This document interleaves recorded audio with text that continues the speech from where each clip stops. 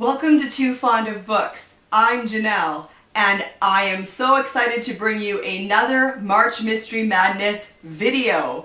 This one goes up on St. Patrick's Day, so I'm wearing all the green. I have my green sweatshirt on, and I've got my green hat on.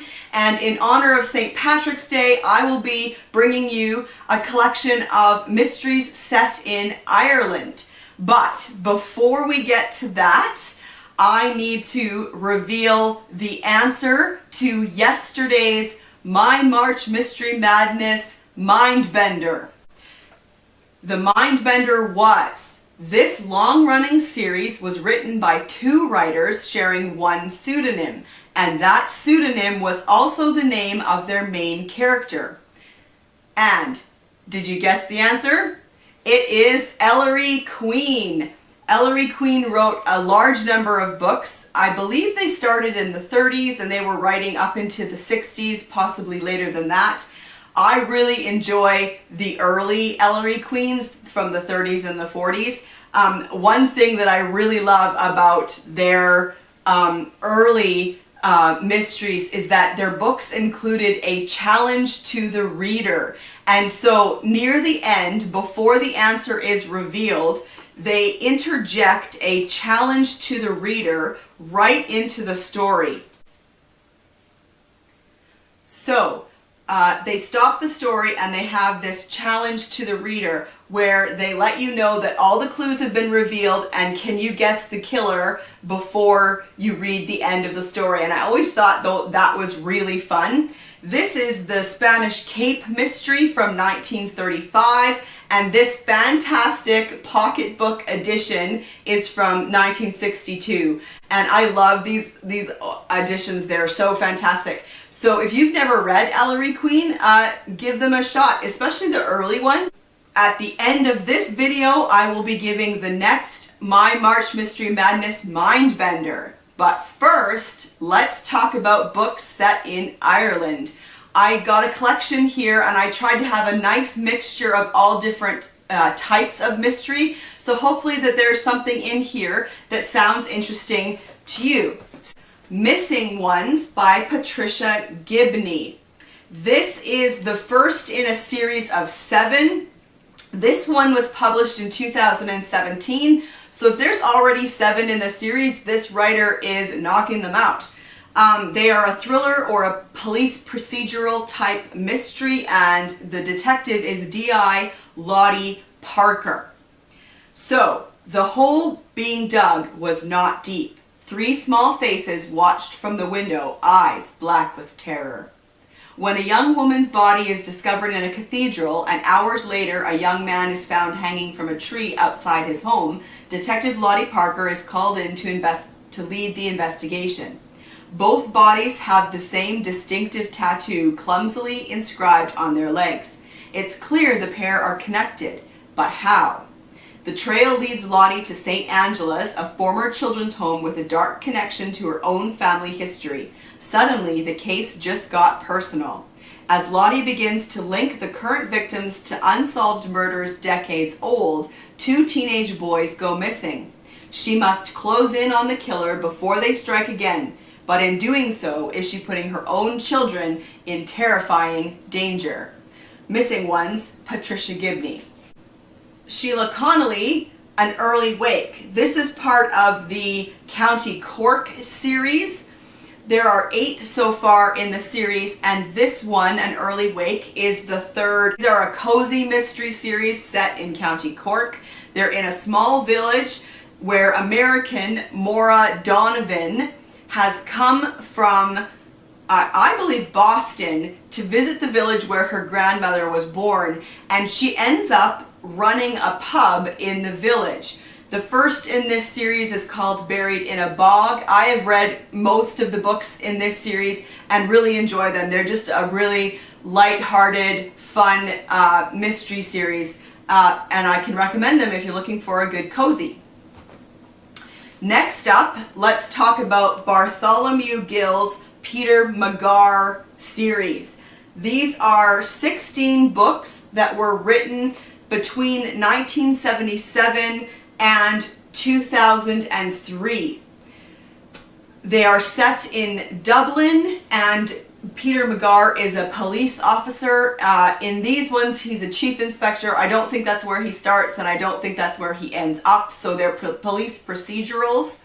I have the Dublin Horse Show, which is the 4th in the series from 1979, and PM of Belgrave Square, which is the 5th in the series from 1983. Art and Politics and Death in Dublin. When a Dublin art dealer is found lying in a pool of blood and a valuable French Impressionist painting is discovered missing, Inspector Peter McGarr must confront a crowd of the dealer's questionable cohorts. This is tough, literate, and suspenseful fiction in which the sights and sounds of Dublin come to palpable life. All right, then we have Michael Kenyon's May You Die in Ireland. I found this book at our used bookstore on the 25-cent cart, and it was the title that caught my eye, May You Die in Ireland. This is a spoof espionage or spy comedy from 1965. An inherited property leads American professor William Foley to visit Ireland for the first time. He is unwittingly chosen as a courier by men of wicked designs, and he is pursued through the city of Cork and the county of Kerry. His experience of Ireland proves to be no restful holiday, but becomes more violent and intriguing than he could ever have imagined. This one was really fun. I quite enjoyed the ride for this one. So if you can get a hold of May You Die in Ireland by Michael Kenyon, I would recommend you check it out. Next up, we have Absolution by Murder, and this is a Peter Tremayne book. These are historical mysteries, and this series is a series of so far 31 books. The most recent was published this year in 2020.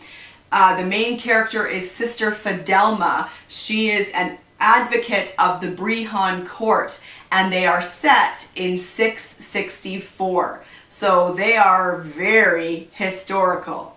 This is the first one in the series from 1994, and I've read quite a number of this series. I find the history very interesting, and the description of life at the time and the description of how justice was served. As the leading church men and women gather at the Synod of Whitby in 664 AD to debate the rival merits of the Celtic and Roman churches, tempers begin to fray. Conspirators plot an assassination while mysterious, violent death stalks the shadowy cloisters of the Abbey of St. Hilda. When the abbess Etienne, I'm not going to say these names correctly, a leading speaker for the Celtic Church, is found murdered, suspicion inevitably rests on the Roman faction. Attending the synod is Fidelma of the community of St. Bridget of Kildare. Absolution and Death, Peter Tremayne. Another cozy mystery series is Murder in an Irish Village by Carlene O'Connor. This is the first Irish village mysteries. They are again a cozy set in a small village in County Cork. The main character is Siobhan O'Sullivan, and it also features her 5 siblings. This is the first of 6 so far. I've read this one and quite enjoyed it. In the small village of Kilbane, County Cork, Ireland, Naomi's Bistro has always been a warm and welcoming spot to visit with neighbors and share a cup of tea, but murder has a way of killing business. Nowadays, Siobhan O'Sullivan, along with her 5 siblings, run the family bistro named for their mother. It's been a rough year for the O'Sullivans, but it's about to get rougher. One morning, as they're opening the bistro, they discover a man seated at a table with a pair of hot pink barber scissors protruding from his chest. With the local Garda suspicious of the Sullivans and their business in danger of being shunned, it's up to feisty red-headed Siobhan to solve the crime and save her beloved brood. So, Murder in an Irish Village, Carlene O'Connor, is Benjamin Black, and this is Even the Dead. This is the most recent in the Quirk series. Benjamin Black is a pseudonym for John Banville, and he wrote this series about pathologist Cork in Dublin in the 1950s. So these are historical mysteries. The first one in the series is Christine Falls from 2006. I did read that one and I quite enjoyed it, and I would like to finish the series. I just haven't gotten around to it yet. A suspicious death, a pregnant woman suddenly gone missing. Cork's latest case leads him inexorably toward the dark machinations of an old foe. Next up, we have The Galway Girl by Ken Bruen. This is a Jack Taylor mystery, and this is the 15th in the series. It's the most recent. Jack Taylor is a disgraced ex-cop turned PI living in Galway. The first in the series is called The Guards, and that's from 2001. I haven't read any of these series, but I have heard a lot about them.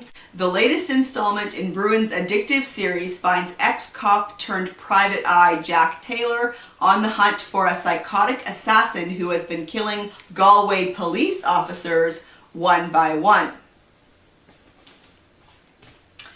All right, next up, When She Was Gone, S.A. Dunphy. Now, this is the second in a series of 4 so far, set in Dublin, about criminologist David Dunnigan.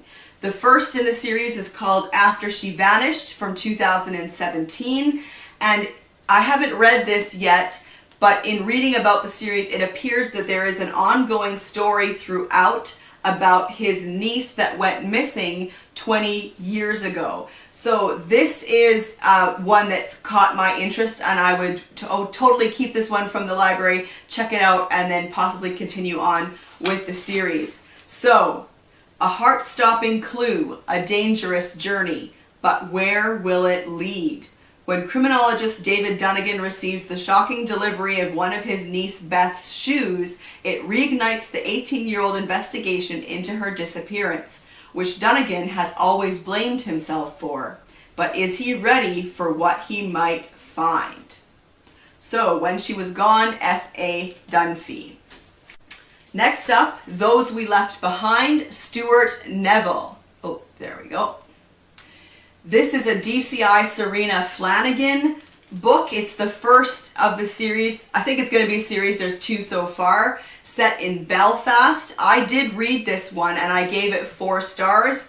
I found it really good. DCI Serena Flanagan is a complex character. She's complicated. She's back at work after fighting breast cancer, and so there is quite a lot of family stuff going on in here as well. She's got a husband who doesn't think she should have gone back to work, who thinks she has a hard time with that balance between her job and her home life.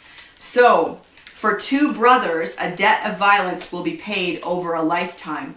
Kieran Devine, who made Belfast headlines 7 years ago as the schoolboy killer, is about to walk free.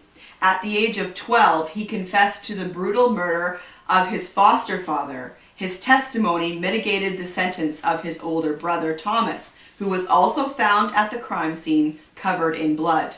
But DCI Serena Flanagan, the only officer who could convince a young, frightened Kieran to speak, has silently harbored doubts about his confession all this time. Kieran's release means several things: a long-anticipated reunion with Thomas, who still wields a dangerous influence over his younger brother, the call to action of a man bent on revenge for his father's death, and major trouble for Kieran's assigned probation officer. Down on Cypress Avenue by Paul Charles. This is a first in a series of 2 so far, set in Belfast. He is a retired police officer forced to return to work. So this seems like another police procedural. Brendy McCusker had it made when he took early retirement from the Ulster Police Force with a handsome payout. That is until his wife ran off to America with their nest egg, forcing him back to work in Belfast. On his first major case, McCusker partners with D.I. Lily O'Carroll to locate the 2 missing sons of a wealthy businessman. But before the brothers can be found, McCusker is reassigned to the brutal murder of an American banker staying on Cypress Avenue. Graham Masterton Begging to Die. This is a D.S. Katie McGuire mystery set in Cork. This is the 10th in a series of 11 so far. The first one is A Terrible Beauty from 2003, also called White Bones. So this one looks like it's going to be quite gritty with all of these nails on the cover. So let's see. An abandoned child. A young girl has been found in a deserted cemetery. She speaks a foreign language and she cries for her mother, but nobody claims her. Nobody knows who she is. A killer with a message. On the streets of Cork, beggars are being horrifically murdered. But why would anyone want to kill the city's homeless? It's up to D.S. Katie McGuire to find out. A crusade against cruelty. Katie's fiancé is fighting his own battle against illegal puppy farming, a lucrative black market run by Ireland's most fearsome gangs. When the investigations collide, who will Katie save first? She knows that for those left behind, there is only one choice. Start begging to die. So this seems like a darker, grittier police procedural. If that's up your alley, check it out. Another gritty book. This one is Little Criminals by Jean Kerrigan. This was written in 2005. It is a standalone novel. It is not part of a series, and it is set in Dublin. So, Frankie Crowe is not one of the great criminal masterminds. He is a small-time thug who thinks that kidnapping one of Dublin's newly rich businessmen just may be the low-risk fast track to the status and money he's certain he deserves. When the local crime boss won't let him make the snatch, he shoots the boss and commences with his plan, such as it is. When Frankie and his crew kidnap the wrong person, no one, from Inspector John Grace to that pillar of Dublin gangland, Jojo McIndrick, can predict the next twist in a scheme that has gone from wrong to bad to worse. So, I've never read this, but if this is up your alley, check out Little Criminals by Jean Kerrigan. This is Hive of Suspects by Sheila Pym. The fourth in a series of 4. They were called the Irish Gardening Mysteries, and this one was published in 1952. The first is called Common or Garden Crime from 1945. When sudden death strikes in this Irish town, local beekeepers suspect a poisonous hive. Jason Prendergast built his fortune taking minerals from the earth near the Irish town of Drumclash, but bees became the real passion of his life once the mines gave up the last of their riches. When he dies after dining on honey from one of his own hives, village beekeepers suspect local bees are feasting on poisonous plants and infecting hives with deadly nectar. Prendergast's solicitor, Edward Gilday, consults his local beekeepers who think rhododendrons the most likely source of the poison. Only why is it that only Jason Prendergast's hives were infected? And why should bees suddenly take a liking to this particular plant? The civic guard prefers to look for a human hand, and suspicion falls upon those locals who stand to benefit from the old man's death, including several servants and an aged distant cousin who deliberately hacks her own rhododendron bushes plants to bits in a crazed frenzy. The chief suspect, however, is Phoebe Prendergast, a niece who gave up a promising career on the stage to look after the old man. Gilday can't believe in Phoebe's guilt and conceals from the police the fact that Prendergast was about to add a codicil to his will, disinheriting her should she return to the stage, even after his death. Nor does the Phoebe's odd behavior following the old man's death bode well for her innocence. The truth finally emerges during a wild chase in the abandoned mines deep under the earth of the green Irish hills near the old man's mansion. Once again, Sheila Pym paints a vivid and affectionate portrait of life in a small Irish town in this 1952 novel, showing why contemporary critics called her the Irish Angela Thirkell. So if you like Angela Thirkell but you're looking for an Irish mystery, check out Sheila Pym. It's Beyond the Pale by Clare O'Donoghue. This is the first in the World of Spies series. This came out in 2018, and it has married American college professors Hollis and Finn Larson as the main characters. There are 2 books so far in this series, and although in this one they go to Ireland, in the second one they go to Argentina. So this series isn't set in Ireland, but this book in the series is. For college professors Hollis and Finn Larson, a simple undercover errand becomes a deadly jaunt across Ireland in this edge-of-your-seat suspense novel from best-selling author Clare O'Donoghue. It's an easy 20-minute job. At least that's the pitch from Interpol to Professors Hollis and Finn Larson. Going undercover to procure a priceless rare book manuscript means an all-expenses-paid trip abroad. A little danger thrown into the mix may even spice up their marriage. Soon after landing in the Emerald Isle, they realize the job is anything but easy. Their contact is a no-show, and they're left with 50,000 euros, a death threat, and some serious questions. Ducking and dodging their way across Ireland, Hollis and Finn must hunt down the priceless manuscript and a missing agent while trying to stay one step ahead of a dangerous and unknown enemy. I have read this one. I quite enjoyed it. It was really fun. So if you like a married couple as the detective in your series, if you like international espionage, since Interpol is getting involved, you might like to check this out. And of course, I was drawn in by the description of a rare book manuscript. So if that's up your alley as well, check out Beyond the Pale, Clare O'Donoghue. And the last one for this video is Darkest Truth by Catherine Kirwan. This is a debut novel from 2019 about lawyer Finn Fitzpatrick. I don't know if this will become a series or not. A suspicious suicide, a dangerous accusation, a case that becomes an obsession.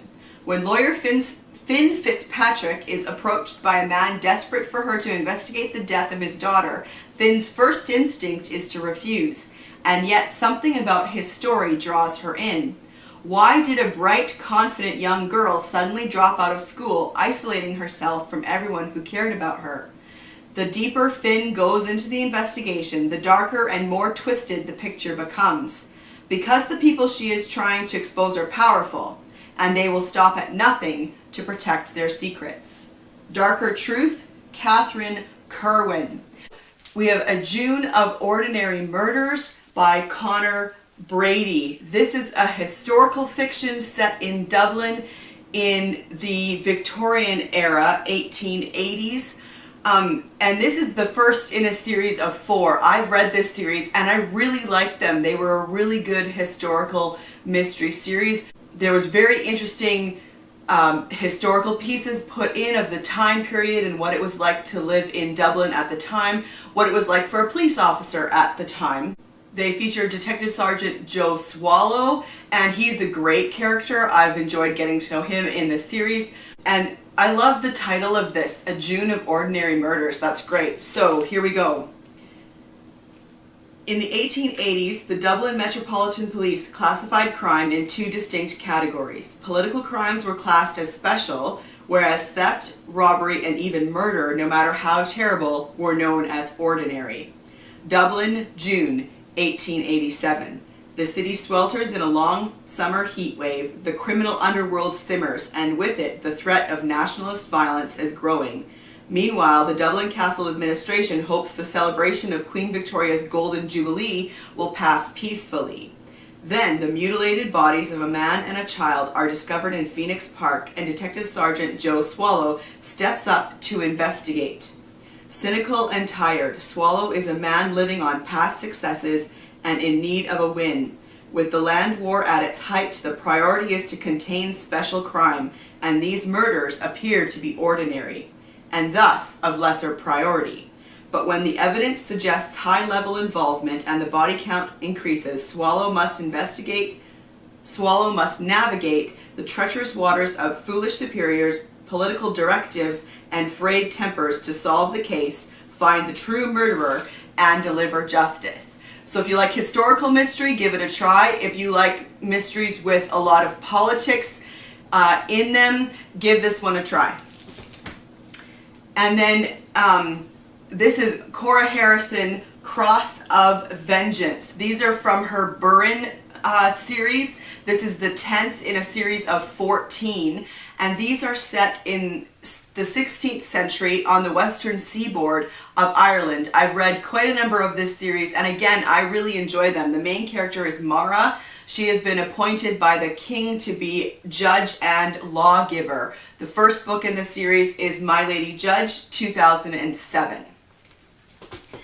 Also by Cora Harrison is A Shocking Assassination. Now this series is set in 1920s in Cork, and the main character is Reverend Mother Aquina.